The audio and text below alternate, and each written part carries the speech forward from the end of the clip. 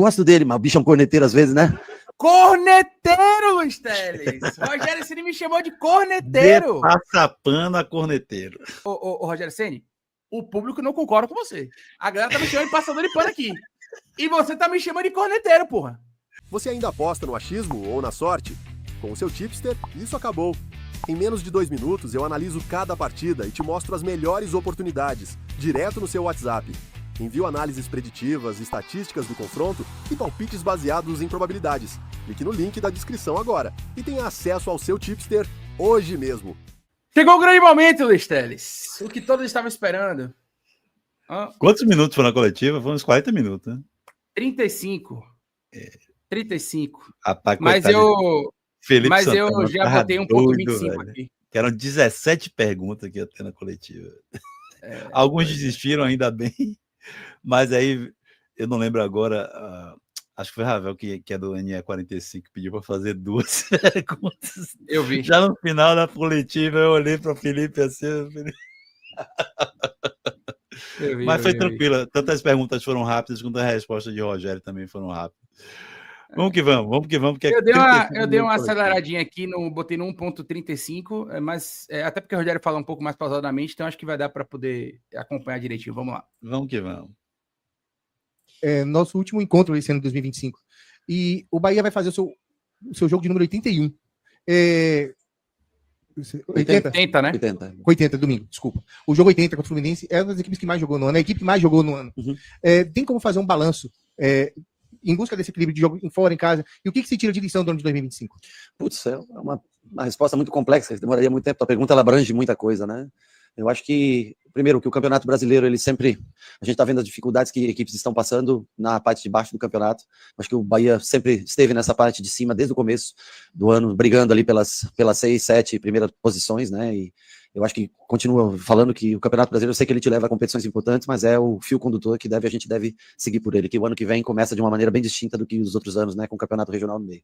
Eu acho que nós tivemos ótimos momentos, né, no ano como um todo, né, chegar a Libertadores, a parte de pré-Libertadores foi excepcional, o carinho do torcedor, a presença do torcedor aqui, o que foi criado, né, tivemos logicamente a decepção de não conseguir passar por uma fase de grupos, tivemos 2 conquistas estadual e regional, que eu sei que as pessoas tratam como comum, mas que não acontecia as duas de forma simultânea. Vocês têm melhor ideia que eu, mas será uns 20 anos, eu não sei, né? Então, e tivemos essa não continuidade na Copa Libertadores. A Copa do Brasil, frustrante, porque nós jogamos muito mal o jogo, o segundo jogo contra o Fluminense. E como um todo, eu acho que a gente vem crescendo, vem se firmando, Ele cita de novo, né? A Copa do Brasil, mais uma vez, assim, aparentemente algo que incomodou bastante ele. Fez a leitura da temporada aí, mas me chamou a atenção de novo ele citar esse jogo da Copa do Brasil. Coincidentemente, vamos enfrentar o Fluminense de novo no Maracanã, né?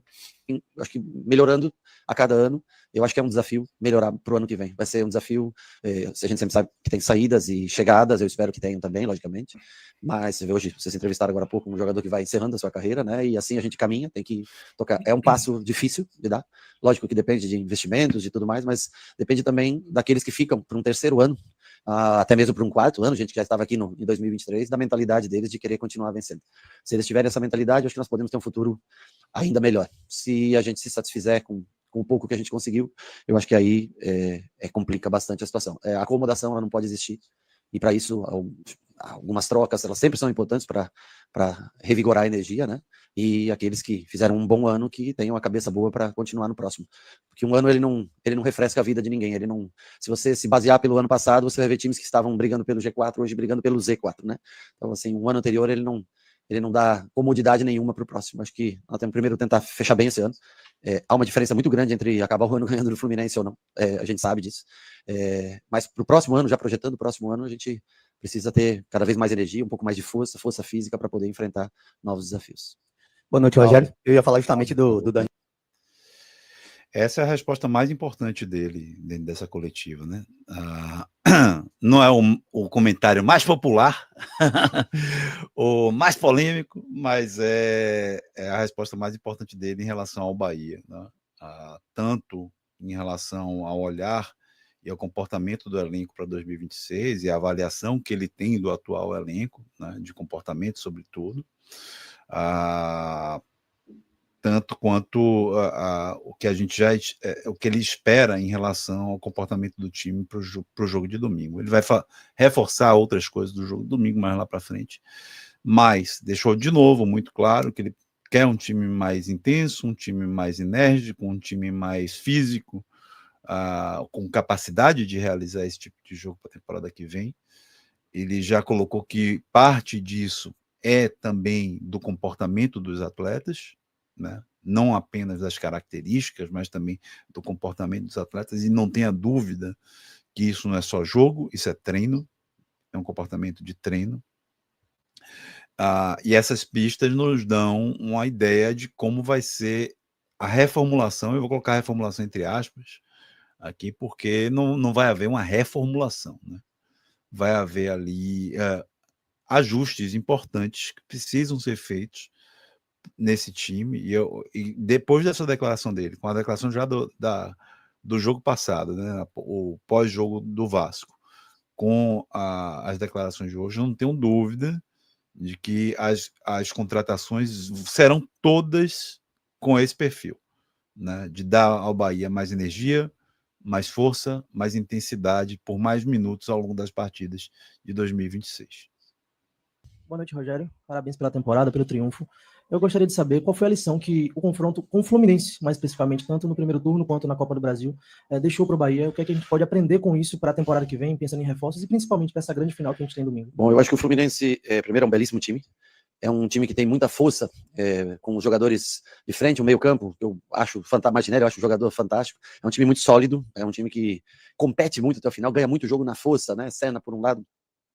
Ontem jogou Soteldo, mas o Canóbio jogando pelo outro. O próprio Everaldo tem ajudado muito, né, no Fluminense. São todos jogadores de força e de alta competitividade. Acho que aqui nós fizemos jogos melhores contra o Fluminense. No jogo do Rio de Janeiro nós somos muito mal. Então nós temos que olhar todo mundo, pegar detalhe por detalhe desse jogo. Eu sei que é um outro treinador, né, um outro contexto, mas é um time que vem jogando, parece-me, de maneira melhor ainda do que jogava. Então vai ser um grande desafio, e temos que tentar primeiro ter energia, recuperação de todos esses jogadores, e depois a personalidade para enfrentar um time que joga muito bem nos seus domínios, vem de uma sequência grande aí, né, sem derrotas, e nós vamos ter que, como? Segundo melhor mandante? Mas nós estamos, se nós não estivermos junto com ele, estamos muito próximo ao comandante. O problema é a parte de visitante. Vamos tentar reunir força, energia, para a gente encerrar bem esse campeonato. Nós, de mandante, né? Aí, beleza. Falta agora como visitante a gente fazer uma graça, porque eles também como visitante tem pouco ponto. O Fluminense fez pouco ponto, ganhou ontem no Grêmio, né? Mas tinha acho que o mesmo número de pontos que a gente até ontem como visitante, que a gente possa empatar com eles como visitante. É isso? Só para deixar claro que eu vi algumas pessoas falando sobre a gente possa empatar com eles.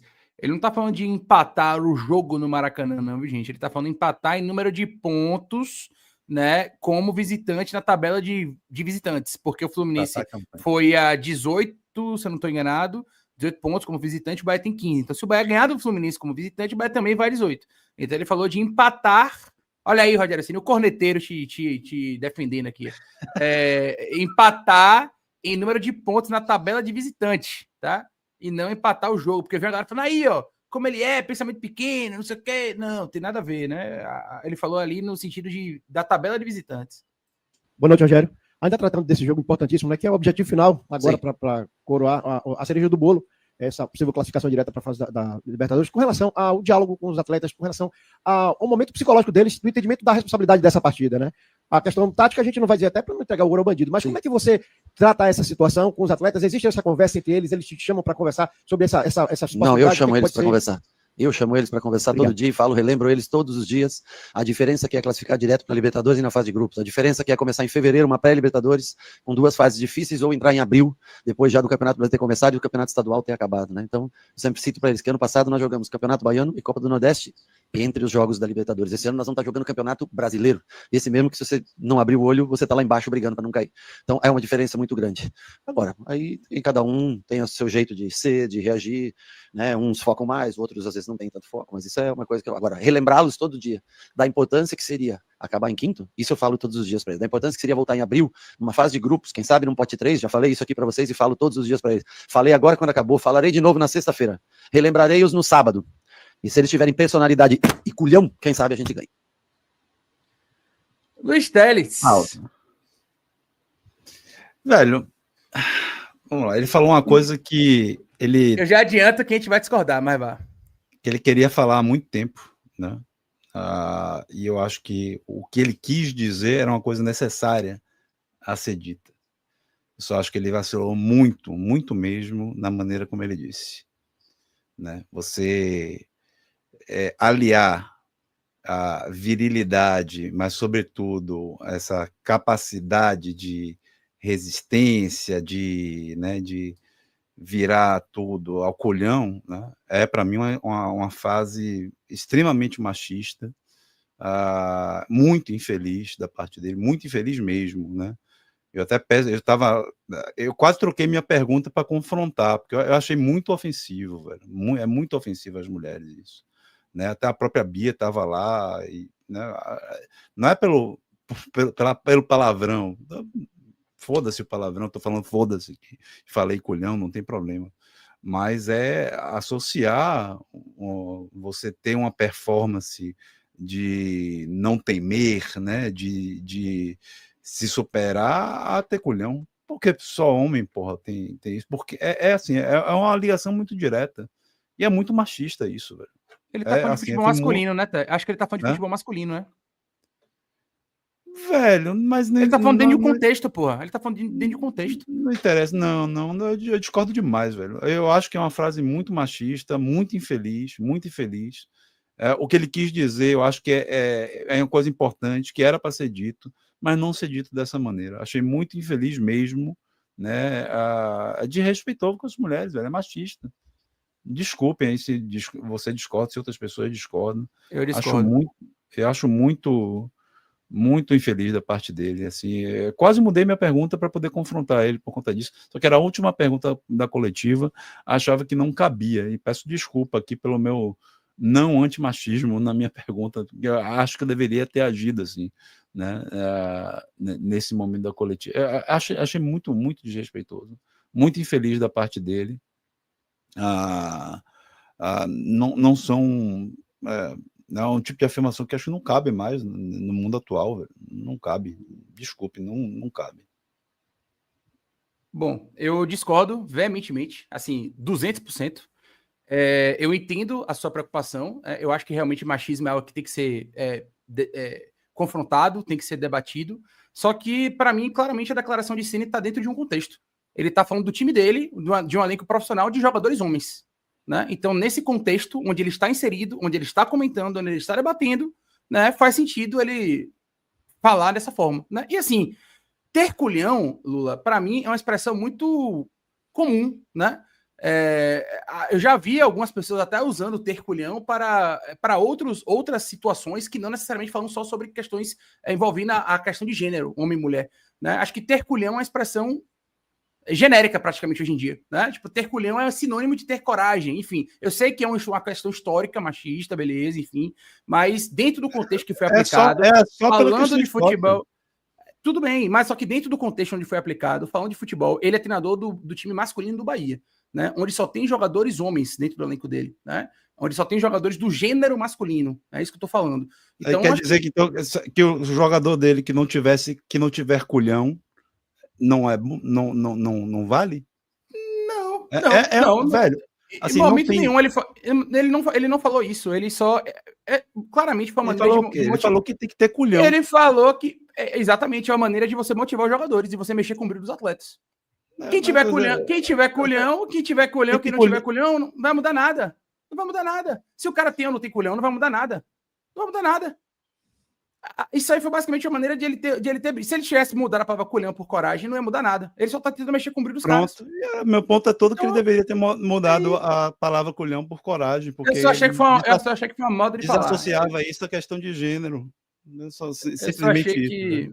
Eu discordo, veementemente. Eu só achei que ele tá falando de futebol masculino, os atletas dele são atletas do gênero masculino, e, para mim, dentro do contexto que foi dito, não vejo machismo. Né? Se ele estivesse falando de futebol de maneira geral, se ele estivesse falando de uma maneira geral, se ele estivesse falando de futebol feminino e usasse esse termo, aí eu estaria 100% com você. Mas acho que dentro desse contexto que ele está falando de um elenco dele, de um futebol profissional. O problema é a expressão. O problema não é assim, eu até comecei falando, o que ele quis dizer era uma coisa importante, uma coisa que deveria ser dita, É uma coisa que eu acho que está inclusive natalado. Né? O problema todo é a expressão. É a expressão.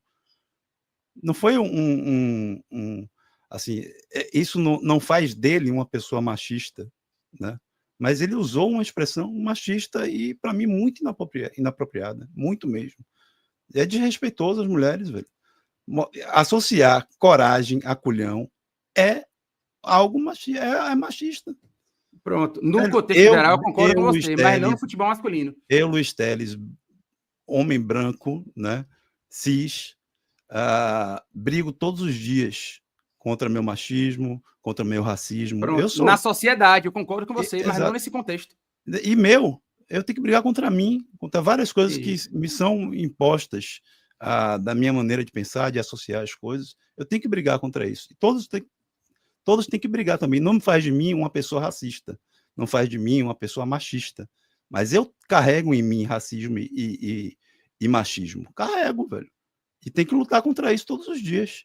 Então, é assim, ao uso da expressão. Não faz de Rogério Ceni uma pessoa machista. Mas a expressão é uma expressão machista e é uma expressão muito infeliz, porque associa coragem a culhão, a você ser homem.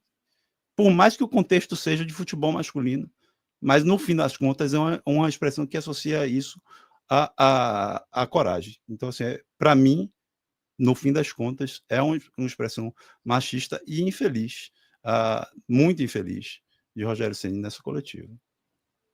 Enfim, já falei o que eu penso, não vou seguir adiante, né? Já fiz meu contraponto, mas vamos seguir adiante aqui na coletiva. Eu, inclusive, só para encerrar, não contrapondo mais a sua fala, mas falando sobre o que o Ceni falou, gostei da maneira que ele falou, no sentido de mexer com o brilho dos atletas, né? Expressão à parte.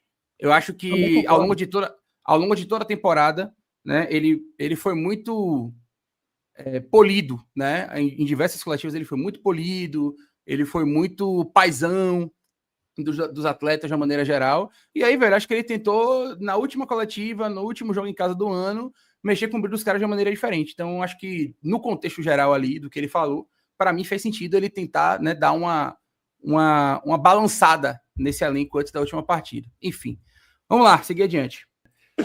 Hoje você vai dar que cor pra mim lá? Que cor que você vai pôr lá? Amarelo, verde, vermelho, rosa? Que cor que é? Sendo sincero, eu vou de verde musgo. Verde musgo? Verde musgo é a segunda categoria. É verdade, melhor, eu sempre tenho uma melhor. Vai lá. Rogério, me permita duas, por gentileza. Temas distintos. A primeira é que hoje o Bahia chegou ao seu 27º ponto no retorno. Fez 33 no primeiro turno, 27 no segundo. Tem a possibilidade de chegar a 30 pontos para fechar o retorno. Então, apesar da sensação de alguns pontos perdidos pelo caminho, exemplo do Fortaleza, a possível triunfo contra o Juventude, a campanha ela reflete certa homogeneidade. Queria que você fizesse um balanço sobre o turno versus retorno. E a segunda pergunta é, hoje a gente teve aqui todas as honrarias merecidas a Danilo Fernandes. Ontem, Everton Ribeiro recebeu o título de cidadão da cidade de Salvador. Qual a importância que você vê da preservação da memória desses caras como ídolos para a criação de gerações de torcedores futuros do Bahia? Obrigado. Bom, com relação a eles, são caras identificados com o clube, o Danilo já há mais tempo aqui, o Everton, pelo pouco tempo, né, 2 anos aqui, criou um vínculo muito grande, e acho que essa comoção também, por tudo que existiu nesse mês retrasado aqui, quando ele fez essa cirurgia, voltou a jogar, eu acho que ele está ainda fisicamente abaixo do que a gente nota, até pela mobilidade dele no campo, na hora de recompor, está sofrendo um pouquinho mais, e acho que vai chegando aos 37, como alguém perguntou aqui, e ele vai, como você perguntou, né, e vai sofrendo um pouco mais na parte física, então ele vai ter que caprichar bem na pré-temporada, não parar por tanto tempo, porque senão ele vai sentir. Eu tô tendo um problema, porque o Caio também ficou muito tempo parado. E eu não consigo usar Caio e Everton como eu usava no começo, porque um ficou 70 dias, outro sofreu uma cirurgia, e aí fisicamente Caio e o Nico consegue dar esse equilíbrio para mim. Eu acho que com relação a Everton e Danilo, acho que são exemplos para a sociedade como um todo, para o torcedor como um todo, não só como atletas, mas como ser humano. Eu acho que esse é o maior exemplo, é um legado que eles podem deixar aqui. A primeira parte da pergunta que você falou? Eu acho que a gente não conseguiu no ano passado, esse ano, por mais que você chegue aos 30, são 10% praticamente de diferença, e a gente acaba contratando no início da janela, faz o time, e às vezes a gente acaba pelo número de jogos também, e não é uma característica do grupo contratar tanto no meio do ano, e isso pode influenciar, às vezes você precisa de um gás novo, né? Mas aí são as diretrizes que têm a opção de como levar. Eu acho que o segundo turno é sempre mais difícil do Campeonato Brasileiro. As equipes que se destacam muito, que chegam, você pode ver que Fluminense crescendo, Botafogo crescendo, Flamengo, né, sempre subir, e algumas equipes vão perdendo fôlego no segundo turno. Aquelas que, às vezes, por necessidade, contratam 4, 5 jogadores que estão no desespero, às vezes tendem a subir um pouco. Se fizer contratações erradas, além de cair, caem com prejuízo muito maior. O Bahia né, o Grupo City, assim, é um grupo bem centrado. Eles têm, às vezes eu entendo, o torcedor quer ser campeão brasileiro, eu também quero muito ser campeão brasileiro. Juro pra você que a coisa que eu mais queria era ser campeão brasileiro pelo Bahia. Mas, assim, não existe você tem ali um orçamento, você tem que seguir. Para você trazer um, você tem que tirar um outro. Para você ter o salário de um entrar, você tem que tirar o outro. E eles seguem as diretrizes de verdade, né? E os investimentos, se vocês notarem, são sempre investimentos pensando numa revenda futura. Por exemplo, tirou o exemplo do Flamengo, ele traz um Jorginho, ele não tem uma expectativa numa venda futura, ele vai ter o ganho técnico. Nós trazemos jogadores de 21, 22 anos, que eles pensam, é uma empresa, né, gente? Eles pensam. Então, assim, é difícil você conseguir competir a longo prazo com equipes que já vêm com ideia de jogadores consagrados, prontos, campeões na Europa, por todos os lugares que passaram. Mas eu queria muito ser campeão com o Bahia. Agora, nós vamos tentar passo a passo evoluir. Acho que ainda estamos deixando a desejar no segundo turno de campeonato. A campanha fora de casa, ela não é realmente boa. Nós precisamos estudar, porque nós não podemos fazer 45 pontos em casa e 15 fora. É uma discrepância muito grande. Eu acho que os 45 pontos em casa vai ser muito difícil repetir. Mas os 15 fora nós não podemos repetir, né? Para que haja... Então, assim, 80% de aproveitamento em casa é aproveitamento de campeão. Mas 30% de aproveitamento fora, aí não é inaceitável. Então, nós temos que subir esse percentual, chegar a 45, mas se conseguir 50, aproveitamento 50 fora, 80 em casa, ele dá muita chance de você estar entre os 3 primeiros colocados. E é isso que nós temos que perseguir, é isso que nós temos que melhorar. Infelizmente, o segundo turno, tanto do ano passado quanto desse ano, exceção feita a 2023, quando nós chegamos e dá aquele sprint final dos 22 pontos que nós conseguimos, infelizmente tem sido pior o segundo turno. Talvez na janela precisamos, né, uma pecinha, outra, que a gente possa fazer com que esse time cresça na reta final. Boa noite, Rogério. Parabéns pelo triunfo. Ótima resposta de Rogério. Importante resposta. Uhum. É um balde de água fria na galera que diz que Rogério Ceni não é um cara obstinado pelos resultados positivos, né? Ou pelos títulos, né? Galera, aí, ó, vai morrer de novo na pré-Libertadores e tal. Velho, existem limitações, né? Existem limitações. É óbvio que todo mundo queria ser campeão. A melhor coisa para um treinador é ser campeão. Ele fica marcado na história do clube, na carreira dele. Enfim, o cara ganha notoriedade. Então, de maneira nenhuma, a defesa Ceni, tá? Não preciso disso. Até porque nem ele acha que eu defendo ele, então vai chegar lá. Mas enfim, de uma maneira geral, velho, eu concordei e gosto da resposta dele, né? Existem limitações que são claras. E ele foi bem ali nos exemplos, né? De fato, o Flamengo, quando traz um cara de futebol europeu, né? Um Saúl, um Jorginho, são caras de 32 anos que não tem nenhum poder de revenda. O Flamengo trouxe para os caras poderem performar e ser campeão. Então, os caras têm esse poderio. Eu acabei de falar aqui, no café de ontem, eu acho que eu falei, se eu não estou enganado, eu falei essa semana, o Flamengo tem uma projeção de receita de 2 bilhões. 2 bilhões. Né? O Bahia tem uma projeção de receita de aproximadamente 500 milhões. A gente está falando de uma diferença de 1,5 bi. Ou seja, o Flamengo tem uma receita de 4 vezes mais a receita do Bahia. Então, assim, ainda é uma discrepância muito grande. Né? Claro que dá pra gente competir, a gente ganhou o Flamengo. A gente ganhou o Flamengo, né? A gente conseguiu vencer o Flamengo na Fonte Nova, a gente competiu contra o Flamengo no Maracanã, a gente vai competir. E se for do dia, se calhar de ser o dia de a gente ganhar, de ser campeão em cima dos caras, vai acontecer. Mas ainda existe uma diferença, a gente precisa entender isso. Né? E Rogério foi bem em explicar. Né? Isso não é desculpa. Isso é só uma constatação do que é a realidade, pô. A gente não pode tapar só com a peneira, a gente não pode iludir. Se vocês querem ser iludidos, vocês têm essa opção. Vocês podem se iludir. Mas a realidade, nua e crua, é o que o Rogério Ceni falou. Vamos lá.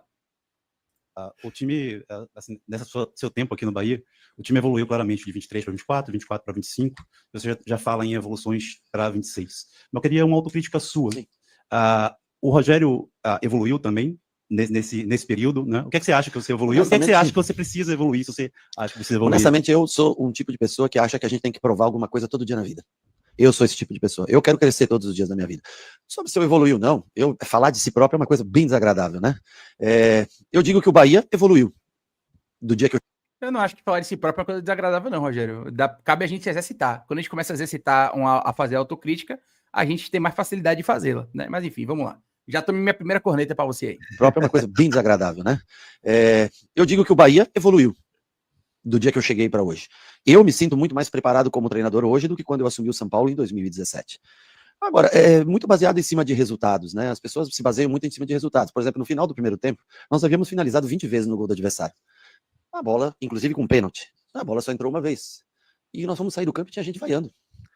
Desculpa, se o meu time tem a posse de bola 80% e finaliza 20 vezes no gol do adversário, cara, eu tendo a aplaudir. Essa é a minha. Mas assim, é do jogo, né? Agora, eu Eu me sinto bem trabalhando aqui, gosto de trabalhar aqui, não me acomodo nem um dia da minha vida, não estou satisfeito. Você disser, não, mas tá legal, mesmo chegar em quinto lugar? Claro que não. Eu costumo na minha vida ganhar, ser campeão. Agora, eu acho que a gente faz um bom trabalho. Quando a bola não entra e você chuta 20 vezes no gol no primeiro tempo, você vai procurar aí muitos jogos. Vai ser raro um jogo que um time chutou no outro gol 20 vezes e mais de 10, talvez, de dentro da própria área. Mas cada um é uma reação, né? Então, assim, a avaliação de melhorar ou não, de estar melhor hoje ou não, é uma avaliação de cada um. Eu deixo vocês bem à vontade, isso dá bastante debate, polêmicas. Vocês vendem programa, o Puco aqui vai chegar a cento e quantos mil? Quanto tá? 127? Vai chegar a 130 agora em dezembro já.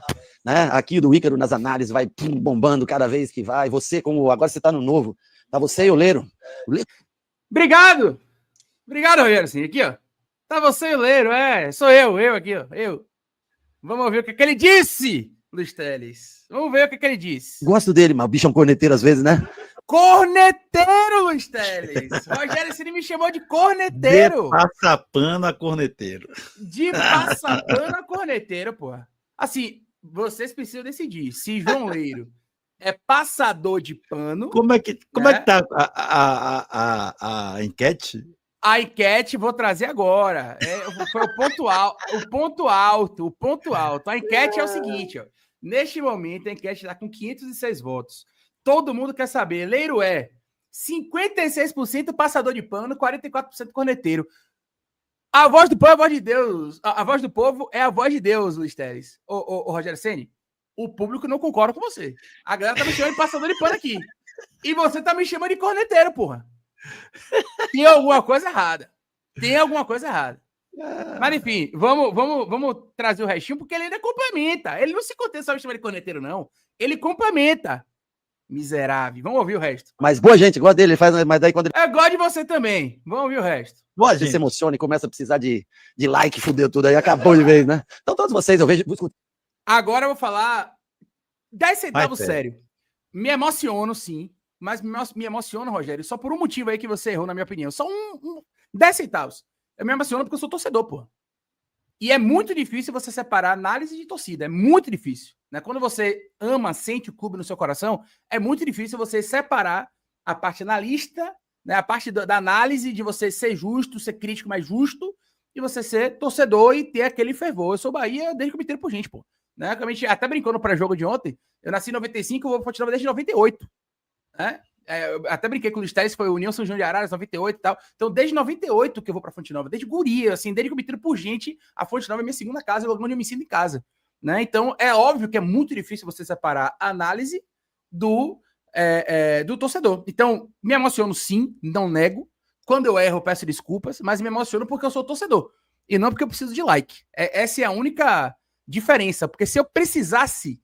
Claro, like é importante pro nosso trabalho, evidentemente. Só que eu não faço de tudo para ter like. Porque se eu fizesse de tudo, a gente tava com muito mais inscrito, pô. Muito pelo contrário. A gente poderia apelar muito mais e ser muito mais, né,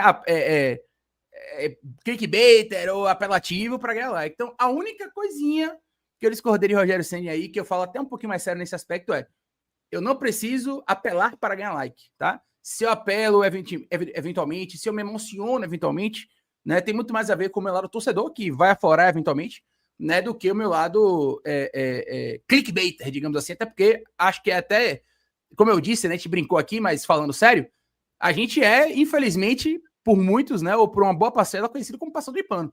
Então eu não tenho como ser clickbaiter e ser emocionado, corneteiro maluco, né, se uma galera grande chama a gente de passador de pano. E muitas vezes, inclusive, né, defendendo Vossa Senhoria, Rogério Ceni, defendendo Vossa Senhoria. Mas como eu disse, né, brincadeiras à parte, como eu falei, a gente é muito justo e procura ser muito justo. Quando existir o motivo da crítica, ela vai acontecer. E quando tiver que ser dura, ela vai ser dura. E quando existe o motivo do elogio e quando existe o motivo da resenha, da exaltação, vai acontecer. Né? Então, assim, adorei a menção, né? Achei ótimo, fiquei feliz porque eu fui lembrado. Eu não estava nem lá. E mesmo assim ele lembrou de mim. Né? Então, mostra que ele assiste mesmo. Né? Então, um beijo, professor, para você. Espero que você continue assistindo. Espero que você continue aqui acompanhando as nossas análises. Vou errar, como o senhor também erra em vários momentos, faz parte, né? Mas acho que eu acerto mais do que eu erro, como o senhor também acerta mais do que erra na grande maioria das vezes. Então, obrigado pela audiência, de verdade. Né? Fico feliz com a menção. Vamos ouvir aqui o final da resposta, mas eu acho que vale a pena também falar um pouquinho, porque a única coisa que eu discordei, assim, foi uma pequena parte, né? Já dando a cornetada nele de volta, é que eu não faço por like. Né? Se eu faço, quando eu erro, né, eu erro porque eu amo o Bahia e, eventualmente, você termina se emocionando, claro, é óbvio. Né? Tento manter o equilíbrio, mas eu sou torcedor acima de qualquer coisa, eu amo o Bahia acima de qualquer coisa. Então, é importante que eu faça essa ponderação. Tirando isso, também gosto de você, viu? Você é um cara legal. E digo mais, se prepare que em 2026 eu estarei nas coletivas para te atazanar pessoalmente, Rogério Ceni. Você não perde por esperar. Mas enfim, vamos ouvir aqui o resto da resposta. Tem você na rádio esses dias, um programa à noite, tava vindo no carro, pela voz reconheci você. Aliás, deixa o like, viu, Rogério Ceni? Por favor, não esquece de deixar o like, não. Se inscreve no canal e, se puder, manda um live pix aí como anônimo, com um valorzinho mais acima, a gente vai saber que é você, que você tem condição. Um abraço. Você, vejo a dificuldade que você passou, os caras fazendo vaquinha, eu vejo tudo de você, e muito legal ver você hoje aqui, receber aqui. Eu gosto de vocês, eu sei que vocês vão cornetar, falar mal, mas faz parte, né, gente? Estamos aqui. Hã? Pois é, não, se ganhar o jogo, aí menos, eu vou ganhar um verde musgo hoje, porra. Gente, eu espero que a gente consiga chegar em quinto lugar, conto com o apoio de vocês, acho que é importante, vocês não, às vezes não têm noção de quanto vocês são importantes para os jogadores, eles leem vocês assim como eu não me abalo porque eu não vou lá chutar, não vou fazer o gol, não muda nada, mas para eles é muito importante. Eu não sei se eu atravessei, tem mais alguém para perguntar? Era a última? Um grande abraço a todos vocês, uma boa noite. Boa noite, professor. Boa noite. Luiz Teles, faça essas ponderações finais em relação a essa coletiva e essa resposta, na qual você não me defendeu. Diga-se de passagem. Mas eu só fiquei decepcionado porque eu achei que ele ia responder um pouco do que eu perguntei, né? Sim. Mas eu entendo a maneira como ele respondeu. É difícil falar de si, é muito difícil falar de si, né? Em terapia a gente não consegue falar de si com tranquilidade, né? Ali, com uma pessoa que está ali apenas para isso, para te ouvir falando de si. Imagine em público, né? É difícil, eu entendo, né? A minha intenção muito era dele fazer uma autocrítica dos pontos positivos e negativos. Na autocrítica, quando a gente fala na autoavaliação, você define seus pontos positivos e negativos e o que ele achava que ele ainda tinha ali, né, como margem de evolução, que ele enxergava assim, pô, esse é um aspecto que eu acho que eu posso evoluir. Mas acho a resposta dele honesta também, né? É difícil falar de si. Ele diz, o que eu posso falar é que eu não passo um dia da minha vida, mais ou menos foi isso que ele quis dizer, sem querer progredir. Eu não aceito ficar estagnado. Eu não me contento com pouco. Pronto, beleza. Aspectos específicos, ele disse, deixa para vocês cornetarem. Né? Então, é o que eu falo sempre, assim, acho, né? Já dei diversas vezes minha opinião sobre o trabalho dele, tanto da parte técnica, tanto, sobretudo, na gestão do psicológico do grupo. Acho que ele tem ali, carrega consigo ali uma parte também importante, né? Mas foi uma resposta honesta, mais uma entrevista coletiva muito boa, né? Uma coletiva de despedida, que poucos estarão na coletiva do jogo do Maracanã, né? E uma coletiva que a gente teve pistas do que deve acontecer para 2026, como eu falei lá no início da coletiva, em relação àquela resposta que ele falou, que ele voltou a falar, como já tinha falado no jogo do Vasco, da necessidade de deixar o time mais enérgico, mais físico, mais, né, mais capaz de jogar por intensidade e por mais tempo do que o time atual. Isso que é muito importante no futebol atual, mas, né, a gente chegou no estágio técnico muito bom, né, de ajustes, assim, de estar um time bem ajustado técnico e taticamente, de entendimento da ideia de jogo, tudo, mas a gente sofre muito no jogo físico e acho que essa resposta da coletiva dele coloca isso. Desculpe não tê-lo defendido, meu amigo João Oleiro, fiquei incomodado também com a afirmação do like, mas acho que até o próprio Rogério ele já dá uma recuada ali. Ele sente que ele não está. Ele sente que ele não descarado, tá... ele é safadinho, ele é descaradinho, é calvo miserável. Tamo junto, eu te amo. Mas depois da coletiva, depois da coletiva, a gente já ficou lá um tempo conversando com ele, algumas pessoas, eu dei um livro para ele, na verdade, da minha orientadora, né? Uma espécie de orientadora que eu tenho na área acadêmica, que fez um livro do qual ele é uma fonte importante, E ela escreveu esse livro em 2001, né? Que é a tese de doutorado dela, na verdade. E ela pediu para presentear ele com um livro, né? Eu presenteei com ele, então ficou lá na resenha. Ele voltou a falar: pô, o Leiro, eu gosto de ouvir vocês, não sei o quê, o Leiro me corneta, mas é bacana. Assim, foi bacana. O pior de tudo é que eu nem corneto ele, velho. A verdade é essa. Assim, eu corneto ele quando ele merece ser cornetado, porra. É isso. Eu acho assim, por a gente ter. A gente talvez tem um perfil talvez mais... ele tenha assistido o corte do Juventude, Lula. Também aí, pode porque ser, o corte do exato. Juventude eu falei que foi a pior coletiva que ele deu e que ele só ficou falando de. Aí eu realmente pesei. Mas pesei porque mereceu a crítica. Mas o que acontece, Leiro? Porque a gente é um canal mais moderado, eu diria, em termos de corneta, né? Tanto eu quanto você. Somos os passadores de pano oficiais pra galera aí. Passadores de pano oficial, exatamente. Dos canais com mais audiência, talvez a gente seja. E você ainda tem também o canhão do GE, né? Então isso também chama atenção. E aí, no momento em que você corneta, é uma corneta que soa mais alto, né? Ou que tem um som mais que chama atenção, né? É um som mais bonito, talvez. E a crítica, eu tenho certeza que a crítica chega mais do que o elogio, porque todas as vezes que eu elogio ele aqui, deve passar batido. Mas aí, quando eu critico de maneira mais veemente, chega, né? A gente sabe que funciona dessa forma às vezes, né? Então, faz parte.